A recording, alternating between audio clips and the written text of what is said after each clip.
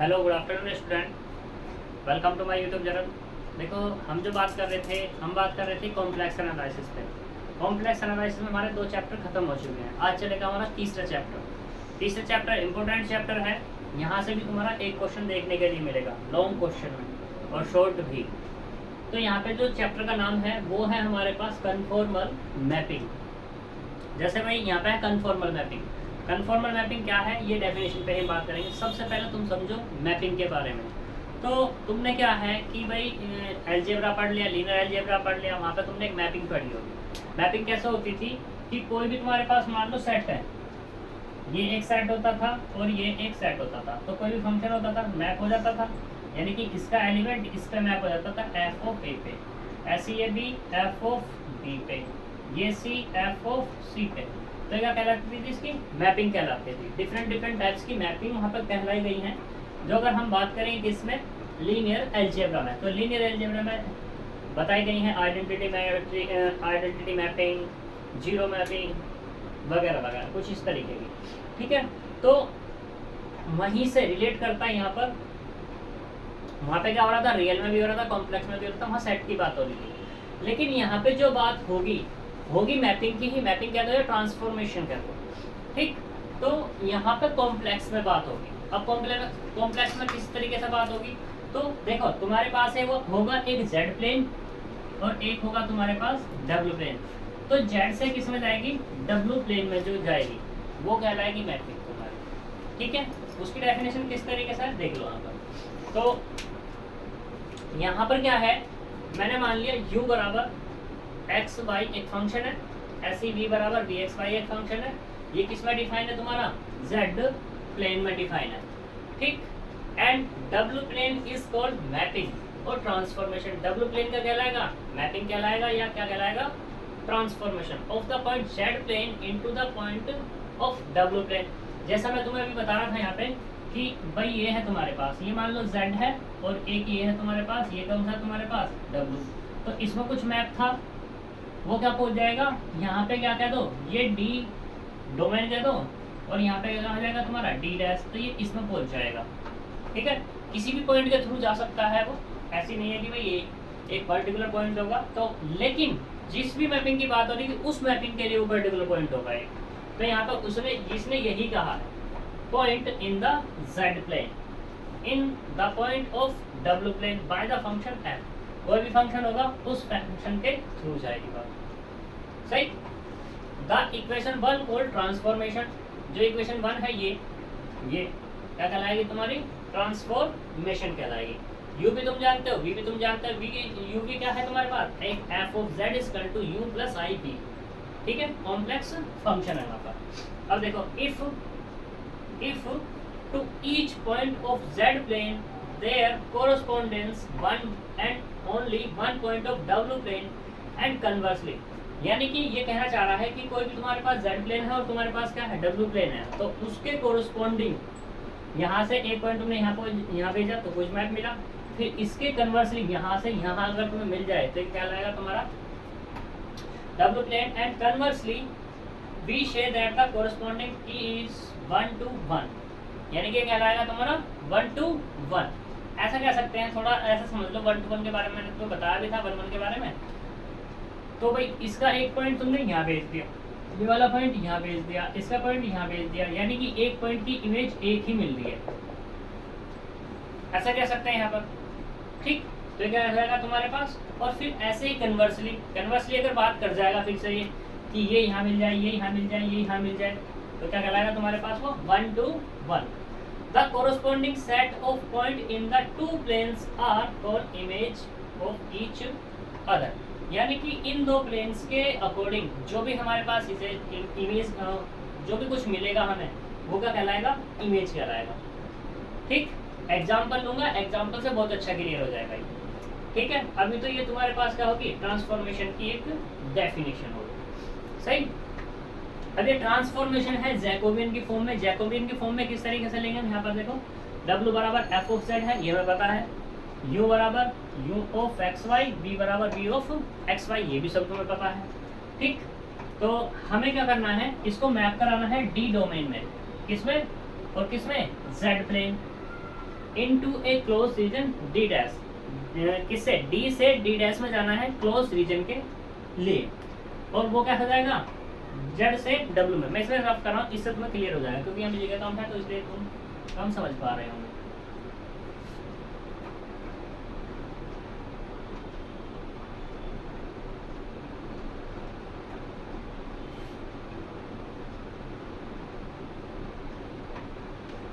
देखो हमने मान लिया यहाँ पर कि तुम्हारे पास ये कोई f of z equal to u plus i v कोई फंक्शन है, और यू तुम्हें पता है यू क्या है, यू ऑफ एक्स वाई, और वी क्या है, वी ऑफ एक्स वाई तुम्हारे पास फंक्शन है।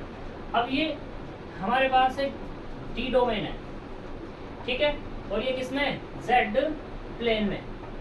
जेड प्लेन में हमने क्या कराया, इसको मैप कराया, और ये मैप कैसे हुआ, क्लोज हुआ।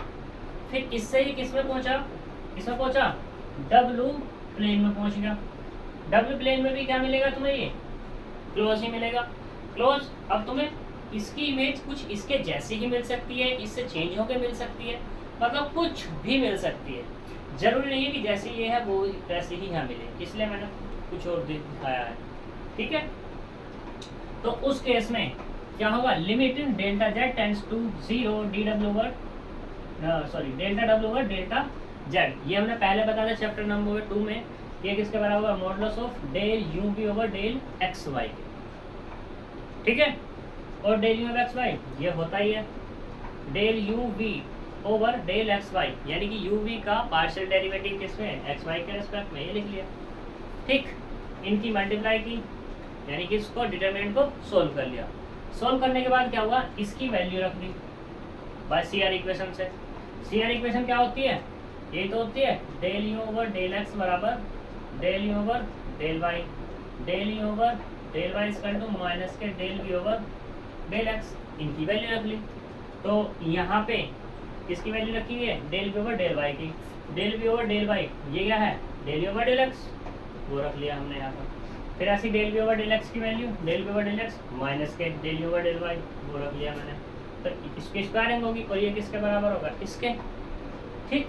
तो इसका मतलब क्या, del u v over del x y किसके बराबर, modulus of f dash z का स्क्वायर। ये क्या होगा तुम्हारा, जैकोबियन होगा किसका, ट्रांसफॉर्मेशन का। यहाँ तक कोई दिक्कत। अब देखो हमने क्या किया यहाँ पर,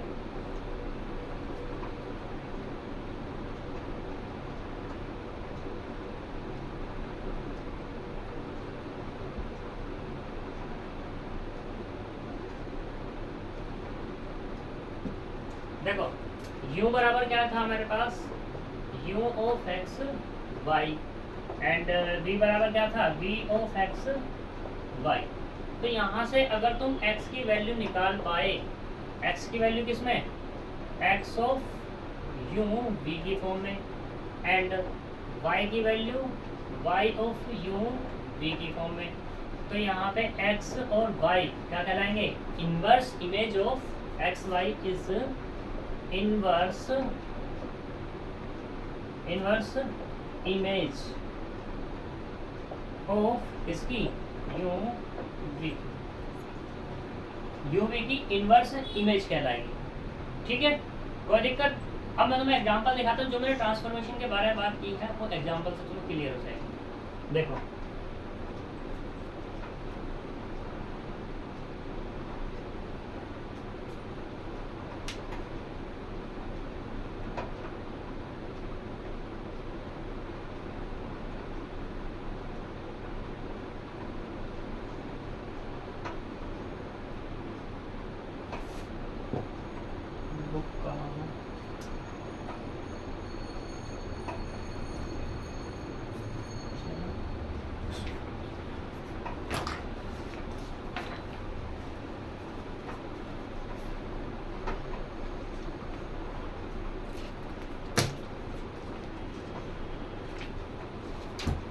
देखो एक एग्जांपल,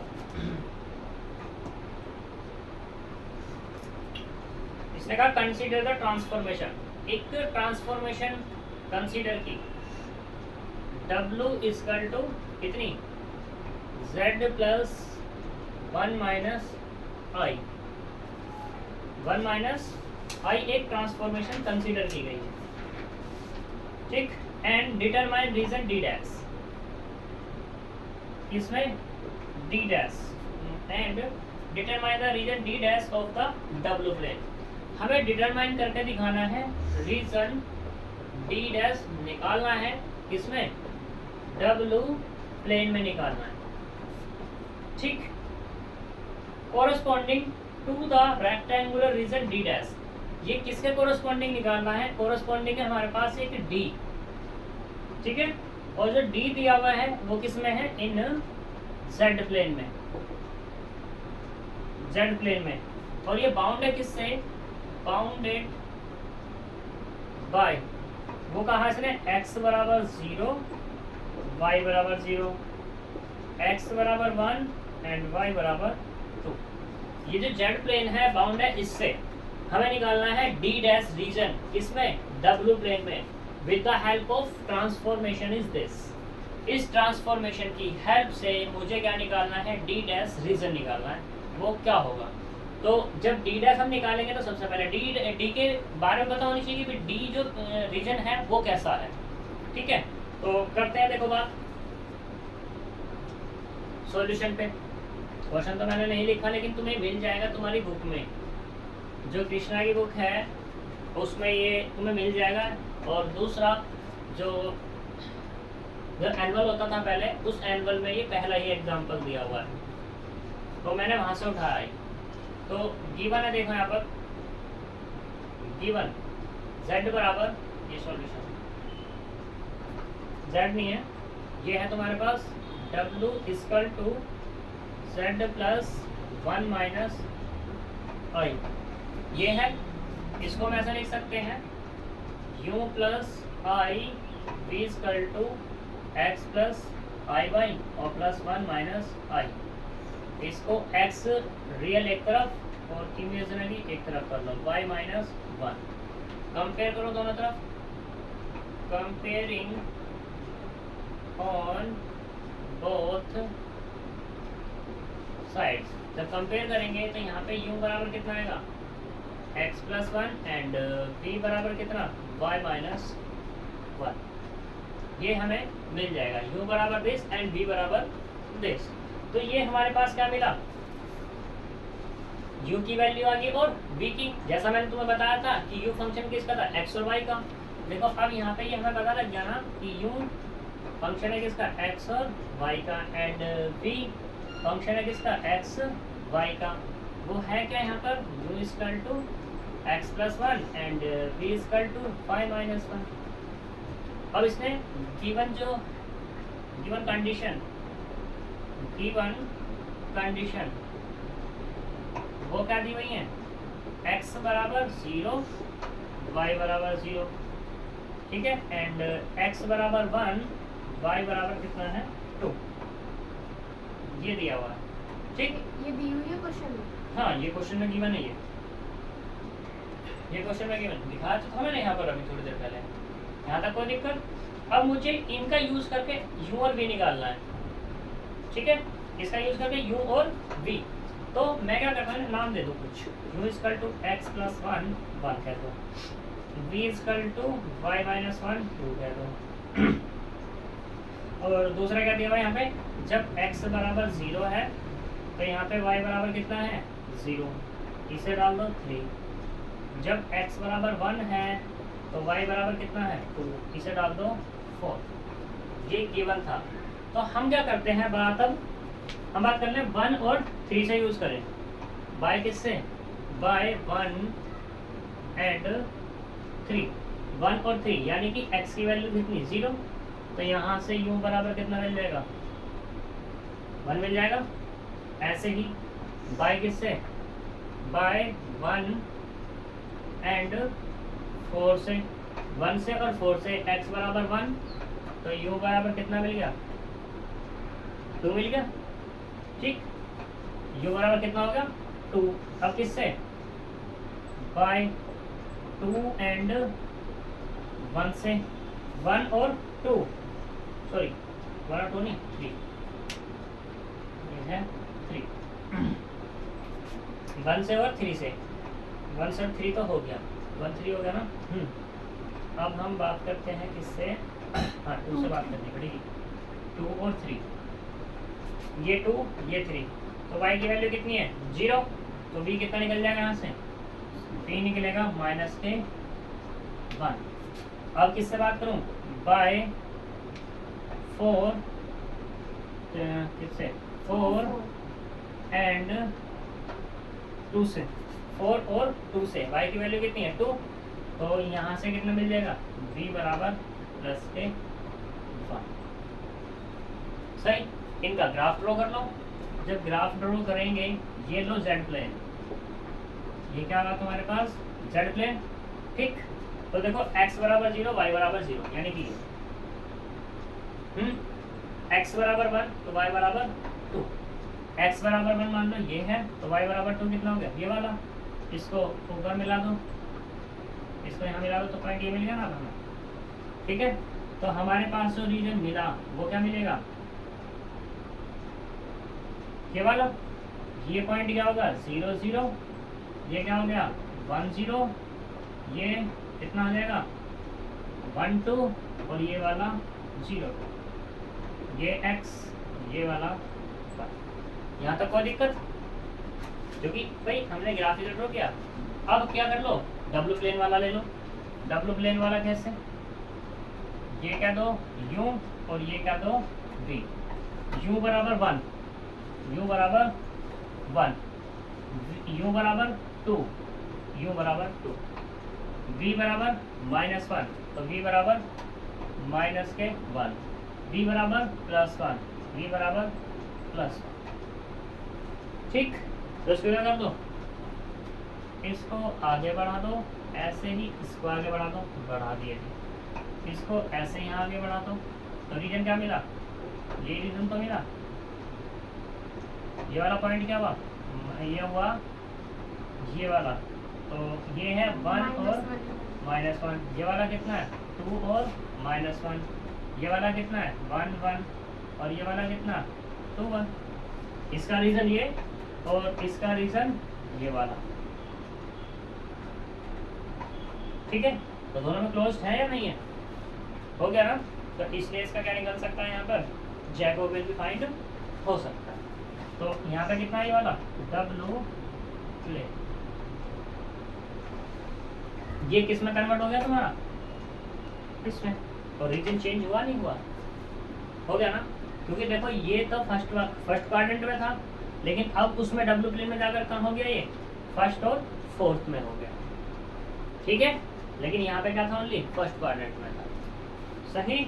यहाँ तक कोई दिक्कत, तो यहाँ से कहता है it is clear that there is one and only one point of the region D dash corresponding to each point of this region T, ठीक। तो कह सकते हैं यहाँ पर लिखना चाहो तो it is clear that there is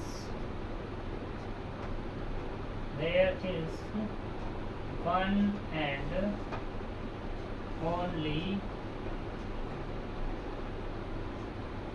one point of the region D dash corresponding to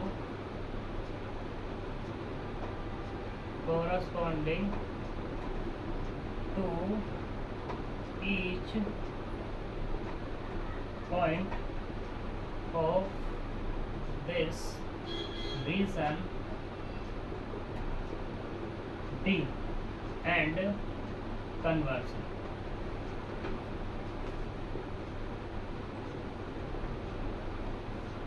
ये इसकी मैपिंग हो जाएगी, ठीक।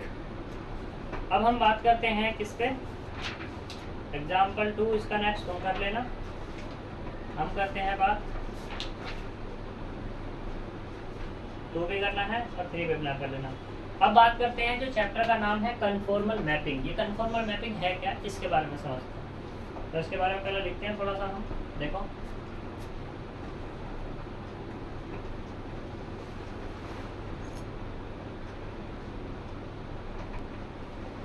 देखो हम बात कर रहे हैं यहाँ पर कन्फॉर्मल मैपिंग के बारे में। कन्फॉर्मल मैपिंग है क्या?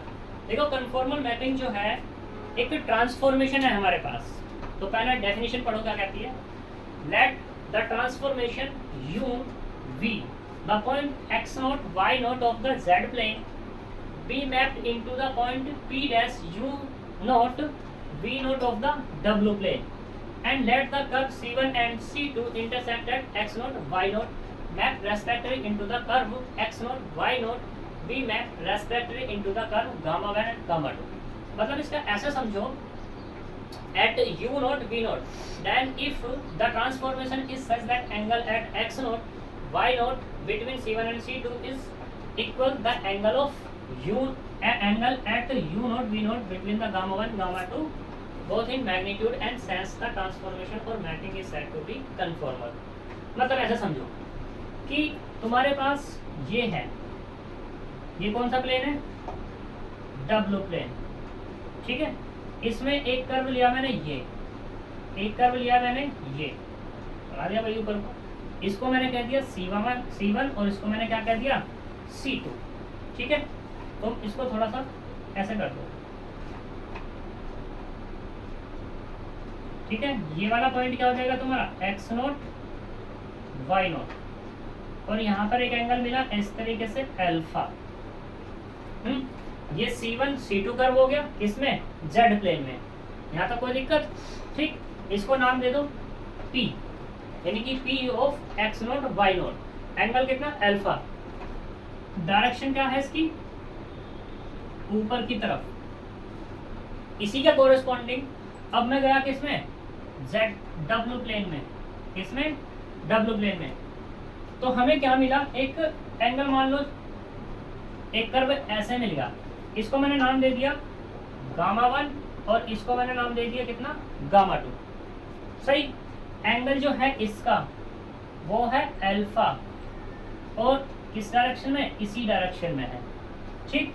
यहाँ पे जो पॉइंट होगा ये वाला कितना? P डैश u नॉट और ये v नॉट, u नॉट और v नॉट। तो देखो z प्लेन से किसमें पहुंच गया? W प्लेन में पहुंच गया। जैसे ही W प्लेन में पहुंचा, पहुंचने के बाद हमने फिर कंपेयर किया, भाई कर्व तो बन गया, एक बन गया C1 C2 किसमें? Z प्लेन में। दूसरा बना गामा 1 गामा 2, नाम दे दिया इन कर्व को, ठीक है। गामा 1 गामा 2 W प्लेन में। अब देखते हैं यहाँ पर कि इन कर्व का मैग्नीट्यूड और सेंस अगर दोनों का सेम है तो कन्फॉर्मल है, अदरवाइज नहीं है। तो मैग्नीट्यूड एंगल देखो कितना इसका? अल्फा, और डायरेक्शन में क्या है? ऊपर की डायरेक्शन में ही है। ऐसे इसमें बेशक कर्व की डायरेक्शन चेंज हो गई है, मतलब ये कर्व यहाँ पे तो नीचे था, ऐसे था यहाँ पर, ये यहाँ पे आ गया बस। तो यहाँ पे देखो एंगल कितना? अल्फा ही है, और डायरेक्शन क्या है? ऊपर की तरफ ही है ना, यानी कि इसका सेंस सेम है। तो यहाँ पर क्या हो जाएंगे? दोनों के दोनों जो कर्व हैं, अब ये कैसे हो जाएंगे तुम्हारे? कन्फॉर्मल।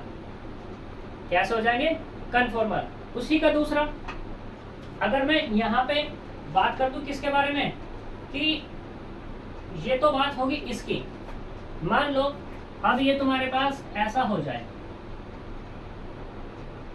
ठीक। एंगल कितना? माइनस के अल्फा। एंगल कितना हो जाए तुम्हारा? माइनस के अल्फा। तो देखो डायरेक्शन इसकी ऊपर को है, इसकी डायरेक्शन क्या है? नीचे को, लेकिन एंगल कैसा है? अल्फा। उसी के अकॉर्डिंग कितना आ गया? माइनस के अल्फा आ गया। तो इस केस में जो हमारा कर्व होगा वो कैसा होगा?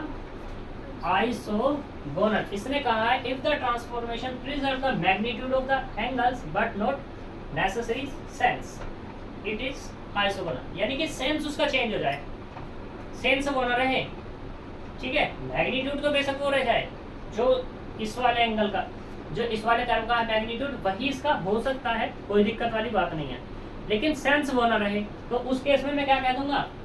क्या कह दूंगा? जो हमारा कर्व है वो कैसा होगा तुम्हारा? आइसोगोनल। कन्फॉर्मल होने के लिए कैसे? मैग्नीट्यूड और सेंस दोनों सेम होना चाहिए, लेकिन आइसोगोनल जब होगा तो मैग्नीट्यूड हमारा क्या हो जाएगा? प्रिजर्व करेगा, लेकिन सेंस उसका प्रिजर्व नहीं करेगा। इतनी बात क्लियर है? ये मोस्ट इंपोर्टेंट डेफिनेशन है, आने लायक, मोस्ट इंपोर्टेंट। इसके बेस पर एक थ्योरम भी है जो मोस्ट इंपोर्टेंट ही है, ठीक है। आ सकती है, इसलिए हम उसको कराएंगे। तो थ्योरम है तुम्हारी necessary condition for W is equal to f of z to be represent, यानी कि थ्योरम लिखता हूँ मैं, उससे समझ में आ जाएगी तुम्हें क्या है क्या नहीं। ठीक,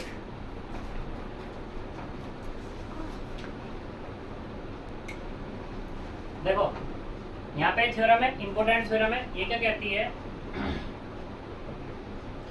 if W is equal to f of z represent a conformal transformation, ये इसने W बराबर एफ ऑफ जेड दिया है, ये रिप्रेजेंट कर रही है कन्फॉर्मल ट्रांसफॉर्मेशन को। जैसे कन्फॉर्मल के बात आ गई तो वहाँ पे मैग्नीट्यूड और साइन सेम हो जाएगा। ठीक है, conformal transformation of a domain D into the Z plane into a domain D dash, और D से कहाँ है, D डैश की तरफ है, of the W plane, then fz is an analytic function of Z in D।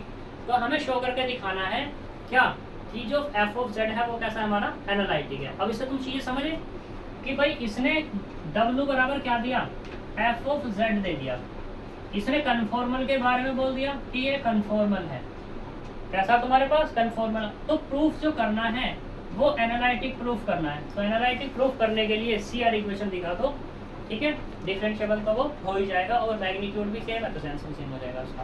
और दूसरी बात उसने कहा तो ये चीज़ तो है ही, हमें क्या दिखाना, एनालिटिक। एनालिटिक क्या दिखाओ, CR इक्वेशन। तो देखो प्रूफ करते हैं, प्रूफ लाइन वी हैव, हमारे पास क्या है कि u प्लस आई वी बराबर u of x y plus i v of x y, ये है। अगर मैं दोनों की कंपेयर करूं तो यहाँ पे u बराबर कितना होता है, u of x y and v is equal to v of x y, ये होता है। अब मान लेते हैं यहाँ पर if ds and d sigma are elementary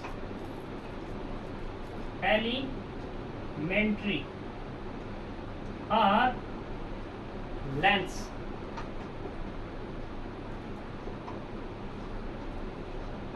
lengths in the z plane and w plane respectively। मतलब कहने का क्या हुआ कि हमने ds जो मानी है, लेंथ मानी जो किसमें है, z प्लेन में, और हमने d सिग्मा मानी वो किसमें है, हमारी w प्लेन में। ये हमने क्या कर ली, लेंथ को मान लिया है। जब माना तो यहाँ पे ds का स्क्वायर ये बराबर जो होगा वो होगा dx स्क्वायर प्लस dy का स्क्वायर, क्योंकि लेंथ है हमारी। ऐसे ही d सिग्मा स्क्वायर बराबर कितना होगा, du square plus dv square. Since ये हमें पता ही है कि since u and v are functions of x and y के, ये हमें बताइए।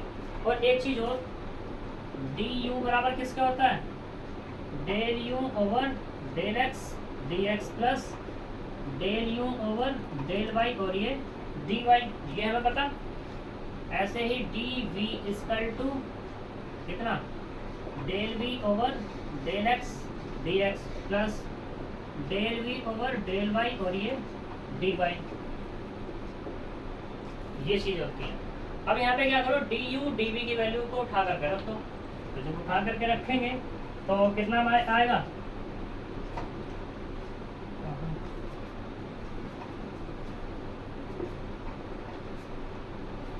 तो देखो इक्वेशन 3 एंड 4 यूजिंग इन किसमें, इक्वेशन 2 में, इस दोनों को 2 में यूज कर लो। तो यहाँ कितना मिलेगा, d सिग्मा का स्क्वायर बराबर del u over del x dx plus del u over del y dy का और स्क्वायर प्लस अगला del v over del x dx plus del v over del y dy का square. अब इनकी क्या कर दो, स्क्वायरिंग ओपन कर दो। जब स्क्वायरिंग ओपन करेंगे तो कितना मिल जाएगा यहाँ से, देखो del you over del x का स्क्वायर और ये डी एक्स का square plus del you over del Y का स्क्वायर डी वाई का square plus 2 del you over del x del you over del y d x D Y.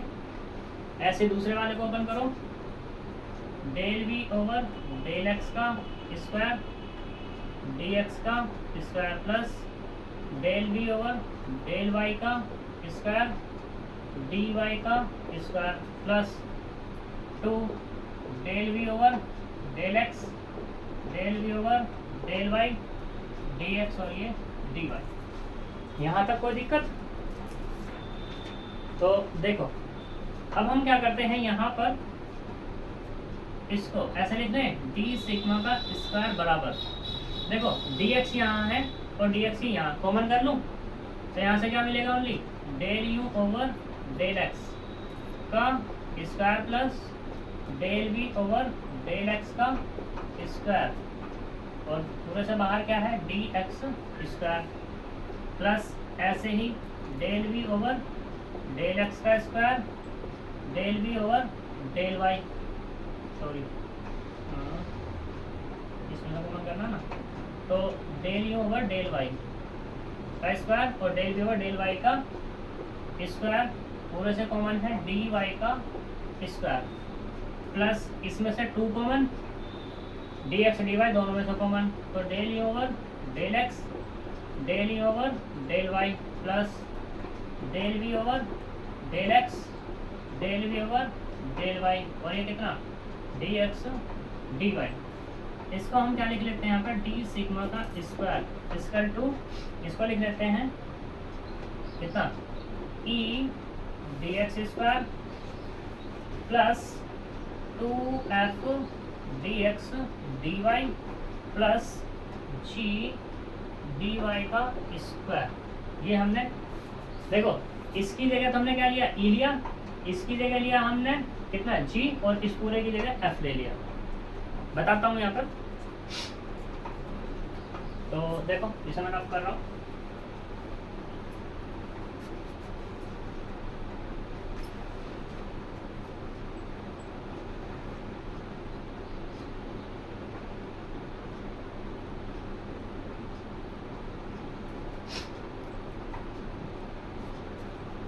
here e बराबर कितना है del you over del x का square plus del B over del x का square F बराबर है del you over del x del you over del Y plus del B over del X और del B over del Y. इसे डाल दो, equation तो हो गई थी हमारी वहाँ पर, ठीक है। चलो अभी देखते हैं ई एफ जी कितना हो जाएगा यहाँ पर, वो होगा del you over del Y का square plus del B over del Y का स्क्वायर। सही, तो ये है हमारा 3 4, इसको डाल दो यहाँ पर कितनी 5, ये वाली 6, ये 7 और ये वाली 8 इक्वेशन हो गई, ठीक है। अब देखो हमारे पास इक्वेशन नंबर 2 जो थी वो क्या थी, हमारे पास ये था ना कि d sigma square equal to कितना है डी यू का स्क्वायर प्लस डी वी का स्क्वायर, ये था ये नहीं, या तुम ऐसे भी कह सकते हो, एक तो ये था, दूसरा क्या था तुम्हारे पास D S square D x square और डी वाई स्क्वायर, ये था ये इक्वेशन 1। अब देखना जरा यहाँ पे, यहाँ कितना है e d x square plus 2f d x D y plus g d y, ये दिया हुआ है यहाँ पर, ठीक। तो अगर मैं यहाँ पे बात करूं इसकी, ठीक है,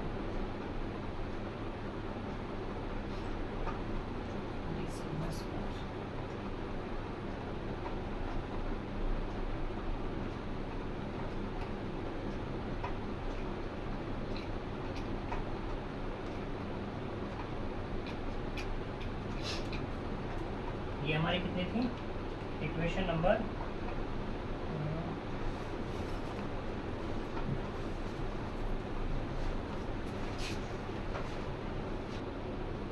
देखो, सिंस मैपिंग इज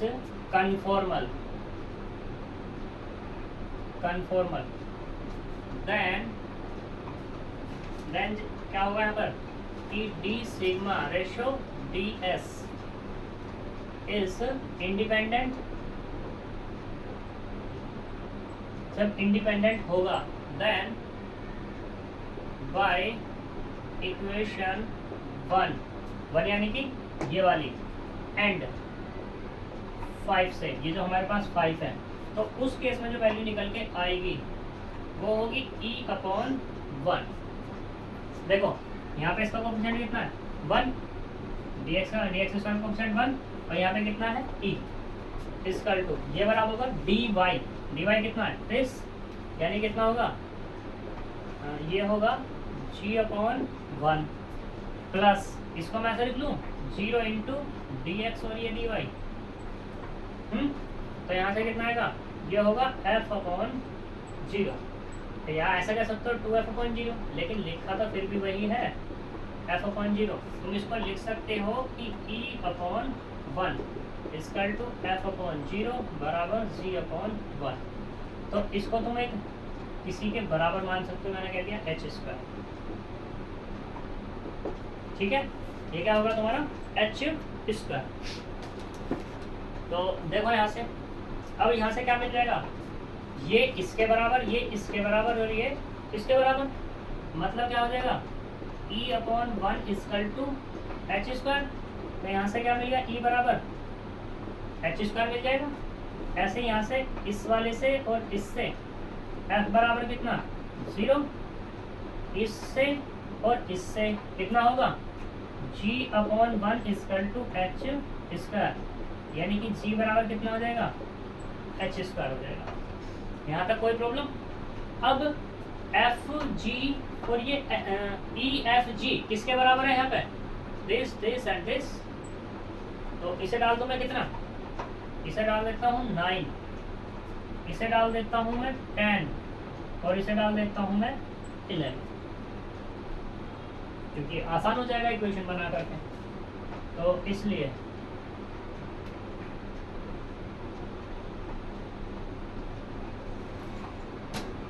बाय इसे 6 एंड 9 बाय 6 एंड 9 से बात करते हैं। तो e बराबर कितना है h स्क्वायर, यानी कि del you over del x का square plus del you over del we over del x का स्क्वायर बराबर कितना हो जाएगा, यहाँ से h स्क्वायर हो जाएगा। ऐसे ही बाय 7 एंड 10 से, ये 10 और ये 7, तो कितना del you over del x del you over del Y del we over del x del we over del y बराबर 0 बाय 8 एंड 11, ये 11, तो कितना होगा यहाँ से del you over del Y का square del v over del y का square बराबर कितना h का स्क्वायर। इसे फिर से डाल दो, कोई ये डाल दो 12, ये 13 और ये वाला 14। यहाँ तक कोई प्रॉब्लम हो तो बताओ। अब करते हैं टेक। हम ये सीखे यहाँ से टेक किया कि taking del u over del x बराबर h cos alpha del v over del x बराबर h sin alpha del u over del y बराबर h cos beta del v over del y बराबर h sin beta. हमने ये take कर लिए, ठीक है। जब हमने ये सारे टेक किए हैं, तो ये जो वैल्यूज़ हैं, ये सारी की सारी वैल्यूज़ कहाँ करो यूज़, 12, 13 एंड 14 में यूज कर दूँ, ठीक है। these values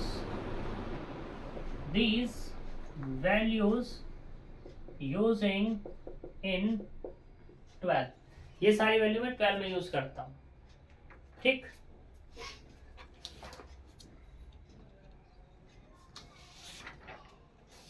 तो देखो जैसे 12 में यूज करूंगा, del you over del x किसके बराबर है, ये है एच कोस अल्फा का square, del we over del x, del we over del x h sine alpha का स्क्वायर बराबर कितना, एच स्क्वायर, ये मिल जाएगा, क्यों जी।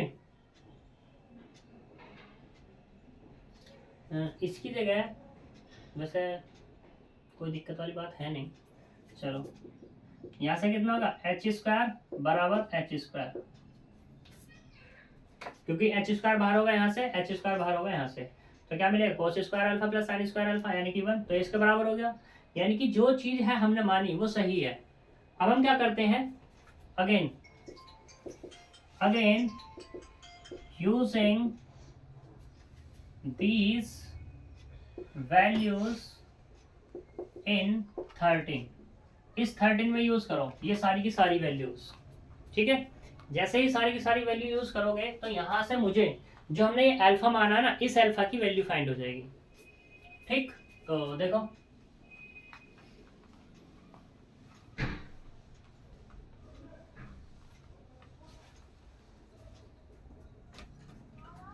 तो कितना होगा, del you over del x, del you over del x किसके बराबर, एच कोस अल्फा, फिर कितना del you over del y कितना है, एच कोस बीटा, प्लस अगले वाला del we over del x h sine alpha, del we over del y h sine beta बराबर किसके, 0 के। अब एच स्क्वायर पूरे से बाहर, तो कितना मिला, cos alpha cos beta plus sine alpha sign beta बराबर 0। तो यहां से एच स्क्वायर कभी 0 हो नहीं सकता, ठीक। जब ये 0 नहीं होगा तो कौन होगा, ये कोस, इसको मैं ऐसे लिख लूं, अल्फा माइनस के बीटा बराबर 0, ये 0 हो जाएगा, ठीक है। तो यहां से जो मुझे मिलेगा, कोस अल्फा माइनस बीटा बराबर मिला 0, यानी कि अल्फा माइनस बीटा बराबर होगा प्लस माइनस के पाई बाई 2, क्योंकि अगर कोस में पाई बाई 2 रखते हो तब भी 0 और माइनस के पाई बाई 2 रखते हो तब भी 0, तो इसका मतलब ये हुआ, ठीक। तो यहां से इसे डाल दे इक्वेशन नंबर 15। नाउ टेक करते हैं पॉजिटिव साइन, हम पहले पॉजिटिव साइन लेके चलते हैं। तो यहां से अल्फा माइनस के बीटा, पॉजिटिव लें या नेगेटिव लें, पॉजिटिव ले लो, चलो पहले पाई बाई 2, तो अल्फा की वैल्यू जो मिली है बीटा प्लस पाई बाई 2, ये मिल गया यहाँ पे अल्फा। इस अल्फा को क्या करो, यूज करो, तो इनको कर लो यूज, ये जो है मेरे पास, ये हमने जो माना ये पूरा का पूरा, ये इसको डाल देना ए, ठीक है। तो इनमें यूज करो value of alpha using in A में, जैसे ये में यूज करेंगे तो कोस बीटा उसकी जगह यूज कर लो, कितना है, del you over del x, del you over del x बराबर एच कोस अल्फा कितना है, बीटा प्लस पाई अपॉन 2, तो यहां से कितना आएगा, H cos pi by 2 plus beta, cos pi by 2 plus theta कौन से क्वाड्रेंट में, सेकंड क्वाड्रेंट में, यानी कि ये कितना होगा, माइनस के एच साइन बीटा, ये किसके बराबर, del you over del x, ठीक। एंड दूसरे वाला del we over del x बराबर कितना है, h sine pi by 2 plus beta, तो कितना मिलेगा एच कोस बीटा। अब देखना जरा यहाँ से del you over del x, h sine beta किसके बराबर है, किसके, यानी कि माइनस के del we over del y के, and del we over del x, h cos beta किसके बराबर है, del you over del y. और सीआर इक्वेशन क्या होती है, सीआर इक्वेशन ये तो del you over del x बराबर किसके, del we over del y के। लेकिन यहाँ पर क्या मिल रहा है मुझे, ये नेगेटिव साइन, और दूसरा क्या हुआ, del you over del y किसके बराबर, माइनस के del we over del x के। तो इसका मतलब क्या हुआ, CR equation does not satisfy since del you over del x does not equal to del we over del y and del you over del y does not equal to minus के del we over del x, then CR equation does not satisfy।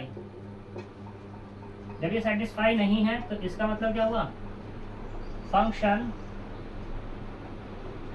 Is not analytic, तो function अब क्या नहीं है हमारा, analytic नहीं है। हम पहले क्या लेके चले, यहाँ पर क्या लेके चले थे, प्लस का साइन। अब देखते हैं दोबारा माइनस के साइन से कुछ मिलता है या नहीं मिलता। तो देखो यहाँ पर इसे मैं रफ करता हूँ,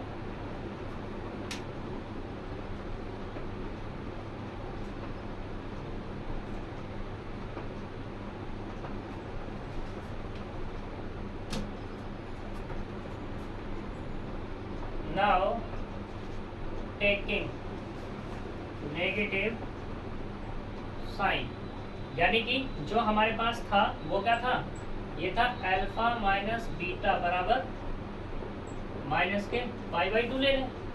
तो यहाँ से क्या मिल जाएगा, अल्फा बराबर बीटा माइनस के पाई बाई 2, तो बाई किससे, ए से। देखो यहाँ पर del you over del x बराबर कितना, s cos alpha, h into में कोस अल्फा की वैल्यू कितनी यहाँ से, बीटा माइनस के पाई बाई 2। इसको मैं ऐसा लिख लूँ कि del you over del x, अगर मैं यहाँ से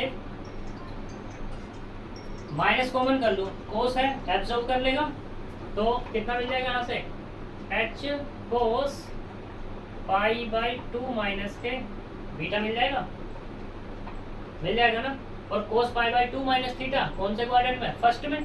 जब फर्स्ट में है तो क्या मिलेगा, एच साइन बीटा मिल जाएगा। एच साइन बीटा किसके बराबर है यहाँ से, del we over del y के। तो यहाँ से del you over del x बराबर किसके, del we over del y. ठीक, ऐसे ही अब क्या ले लो, del we over del x के बारे में बात करते हैं। ये कितना है, h sine alpha, h sine alpha की वैल्यू फिर से यहाँ से बीटा माइनस के पाई बाई 2, यहाँ से फिर माइनस कॉमन करो। जब कॉमन करेंगे तो del we over del x minus के h sine pi by 2 minus के बीटा, और ये कितना मिलेगा, माइनस के एच कौन से क्वाड्रेंट में, फर्स्ट में ही। तो कितना मिल जाएगा, कोस बीटा, और कोस बीटा किसके बराबर है यहाँ पर, इसके, यानी कि माइनस के del you over del y के। तो यहाँ से मिला del we over del x बराबर माइनस के del you over del y, या इसको ऐसे लिख सकते हैं कि del you over del y बराबर माइनस के del we over del x. अब देखो, since del you over del x बराबर del we over del y and del you over del y बराबर किसके, माइनस के del we over del x के, then C R equation satisfy.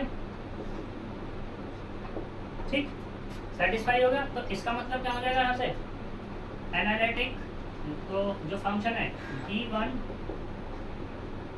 Function